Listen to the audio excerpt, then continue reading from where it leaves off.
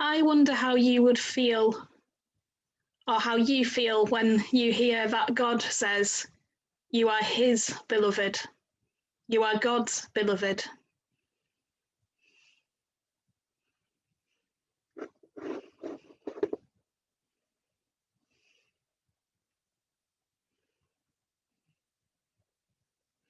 All sorts of people have tried to respond to this feeling in different ways. Some of them are poets, some of them are comedians, some of them are philosophers. You first loved us, so we might love you. And that was not because you needed to be loved by us, but because we could not be what you created us to be, except by loving you. Those are words of William of Centhiary on contemplating God. Someone else said, love makes the world go round, and those in it a bit dizzy. Alfred Lord Tennyson said, 'tis better to have loved and lost than never to have loved at all. A little bit of a topical one, perhaps. George Herbert said, love and a cough cannot be hid. And of course, Charles Wesley wrote in a hymn, thy nature and thy name is love. As we heard in our gospel reading for today, we reflect on how Jesus might have felt when God told him, you are my son, whom I love. With you I am well pleased. And it's somehow the first Sunday in Lent again, although for some of us it might have felt that Lent last year never ended.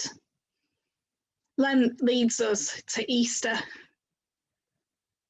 Before we get to that point, we will have been in this COVID season for a year, and that seems to be hurtling towards us at a great pace now. So it's important to remember that God is with us. It's also not long since we had the opportunity to renew our promises to God in our covenant service. This is an ongoing relationship built on God's love for us and our love for him.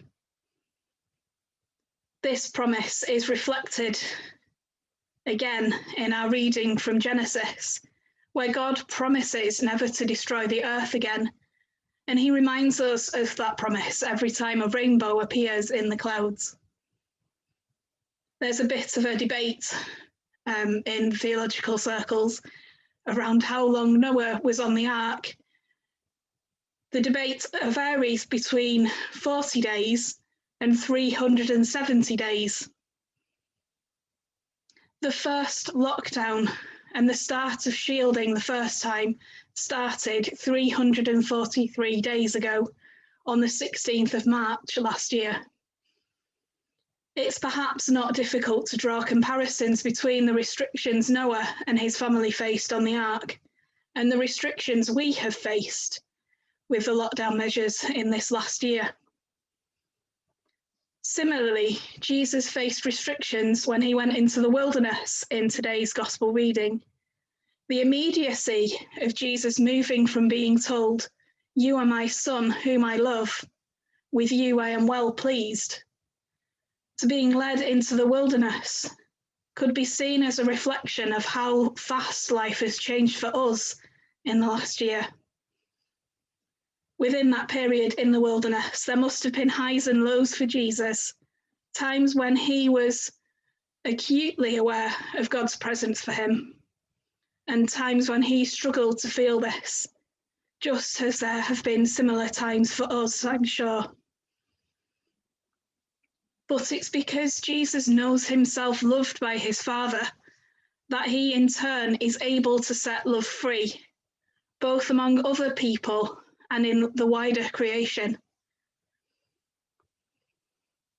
I wonder if the term wilderness has ever felt as relevant to our lives as it does right now.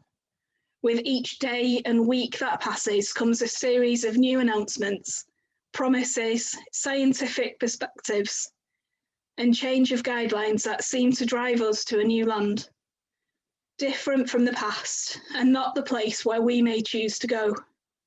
Tomorrow, Monday the 22nd of February, we expect the Prime Minister to share his roadmap, laying out what steps we can expect over the next few weeks and months.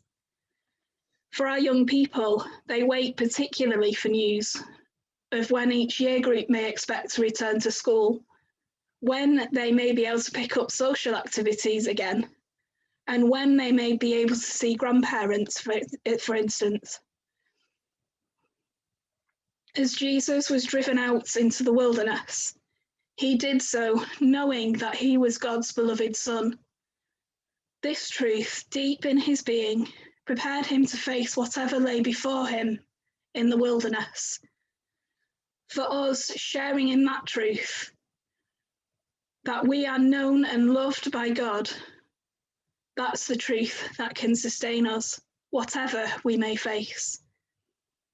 As we are driven to a wilderness alien from our norm, and as we may be cut off from our usual places, practices, and people, knowing this truth deep in our being gives us a hope that passes all understanding and will carry us through the wilderness of today's world. Be sustained by that knowledge. You are God's beloved. The wilderness, like Lent, is also a time for reflection, fasting, and spending time in prayer as we prepare for what God is going to do in us and through us. What are the struggles that you have faced in this last year? What path will you take in this Lenten season ahead?